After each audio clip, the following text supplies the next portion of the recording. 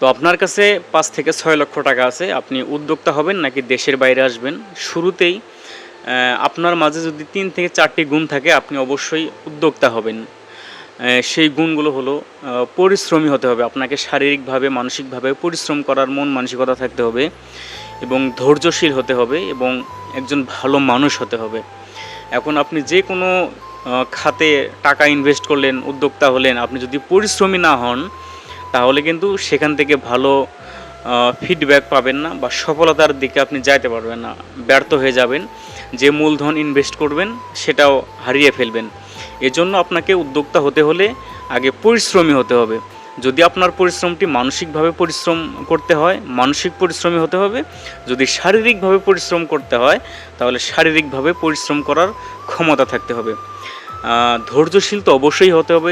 আপনি যে কোনো খাতে টাকা ইনভেস্ট করেন না কেন, শুরুর ৬ মাস থেকে ১ বছর সেই খাতে আপনাকে শিক্ষামূলকভাবে, পরীক্ষামূলকভাবে চালাতে হবে। সেই বিষয়ের উপর জ্ঞান অর্জন করতে হবে। ধীরে ধীরে সেটিকে পরিচালনা করতে হবে।